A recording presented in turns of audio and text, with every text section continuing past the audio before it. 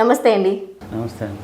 Cinema ticket rates అనేవి కంటిన్యూస్గా పెరుగుతూనే ఉన్నాయి. అవి ఏ స్థాయిలో పెరుగుతున్నాయో కూడా చూస్తున్నాం. మరి ఈ పెరుగుతున్న టికెట్ రేట్లు సామాన్యుడిని సినిమా నుండి దూరం చేస్తున్నాయంటారా? ఇప్పుడు సినిమా విధానం అంటే గతంలో జగన్మోహన్ రెడ్డి సినీ పెద్దలు కలిసినప్పుడు కూడా మీకు సినిమాకి రిలీజ్ టైంలో రాష్ట్ర ప్రభుత్వం నుంచి సబ్సిడీ ఇవ్వమని అడుగుతారు, రేట్లు పెంచుకుంటాక అడుగుతూ ఉంటారు. అది అడిగినప్పుడు జగన్ గారు అదే చెప్పారు, మీరు ఇప్పుడు అనుసరిస్తున్న సినీ విధానంలో పెద్ద సినిమాలు వస్తున్నాయి, చిన్న సినిమాలు పోతున్నాయి. మీరు ఏదో తాత్కాలికంగా రెవెన్యూ రావడం గురించి ఎక్కువ బడ్జెట్ పెట్టేసి రెవెన్యూ రావడం గురించి సినిమా టికెట్లు రేటు పెంచుతున్నారు. ఇక్కడ సినిమా థియేటర్లు మూతపడిపోతున్నాయి, థియేటర్లు పెరగట్లేదు. చూసి కూడా ప్రేక్షకులు 4-5 రోజులు చూసి సినిమా అయిపోతుంది.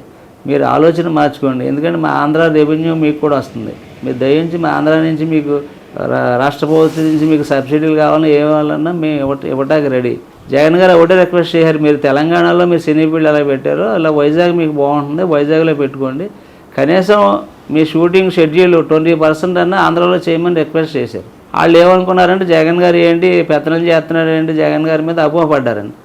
జగన్ గారు మాట్లాడినదల్లా ఆణిముత్యం మాట్లాడండి. అతను బిజినెస్ మ్యాన్, డెవలప్మెంట్కి ఏం కావాలో ఆలోచించి ముందు చెప్పారు ఆయన.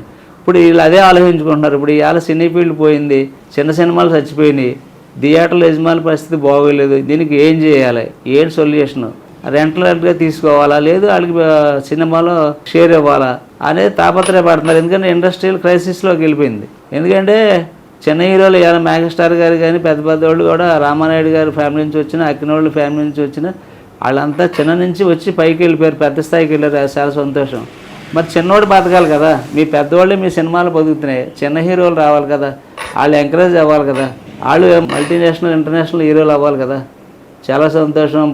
ప్రభాస్ గారు మల్టీనేషనల్ హీరో అవుతున్నారు, రామ్ చరణ్ గారు, అల్లు అర్జున్ గారు, ఇంకా ఇలా చిన్న చిన్న హీరోలు పెద్ద స్థాయికి వెళ్ళారు. అదృష్టం కలిసి చాలా కష్టపడి.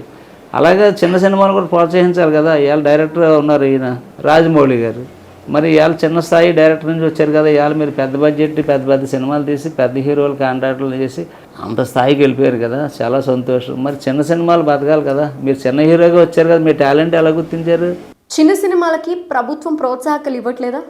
జగన్ గారు అదే చెబుతాడు, ఆయన అదే చెబుతాడు. రాష్ట్రంలో అయినా సరే ఆర్థిక సంపన్నులు ఉండండి, మాకు ఇబ్బంది ఏం కదా, మధ్యతరగతులను పోషించాలి, విద్యా వైద్య రంగంలో సపోర్ట్గా ఉండాలి, వాళ్ళు ఆర్థికంగా ఎదరికెళ్తారని జగన్ గారు తాపత్రం. సినీ ఫీల్డ్ వాళ్ళు కూడా మీరు అర్థం చేసుకోండి. ఇవాళ కూడా సినీ ఫీల్డ్ వాళ్ళు చెబుతున్నారు, రాష్ట్రం అప్పుల పాలైపోయి ఎక్కువ అప్పు చేసిన జగన్ గారు రెవెన్యూలు తగ్గిపోయినా సరే సేఫ్ హ్యాండ్స్ చంద్రబాబు నాయుడు గారిని చెబుతున్నారు. ఎందుకంటే వాళ్ళకి అనుకూలంగా అన్నీ చంద్రబాబు నాయుడు గారు చేస్తున్నారు. ఏది కానీ ఒరిజినల్గా చూడండి, మీరు రెవెన్యూలు చూడండి, ఆర్థిక పరిస్థితి చూసి మాట్లాడండి. ఎందుకంటే సినీ ఫీల్డ్ అంటే పిచ్చి అభిమానులు ఉంటారు, రాజకీయ నాయకులు ఎలా ఉంటారు, మీకు అభిమానులు ఉంటారు. మిమ్మల్ని నమ్ముకుని పవన్ కళ్యాణ్కి ఎలా పరిగెత్తిపోయి తెలుగుదేశానికి ఓటేస్తున్నారు, అది ఓటేసినందుకు రాష్ట్రం ఇబ్బంది పడుతుంది. చంద్రబాబు నాయుడు గారిని ఇప్పుడైనా మీరు రిక్వెస్ట్ చేస్తాం. ఎందుకంటే ప్రజలు మిమ్మల్ని అమాయకత్వంగా నమ్ముతున్నారు visionary నాయకుడని.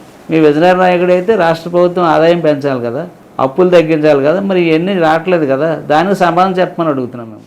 Thank you so much and నమస్తే అండి. నమస్తే. సో మీకు కనుక ఈ ఇంటర్వ్యూ నచ్చితే లైక్ చేయండి, షేర్ చేయండి, అలాగే మా ఛానల్ని సబ్స్క్రైబ్ చేయండి.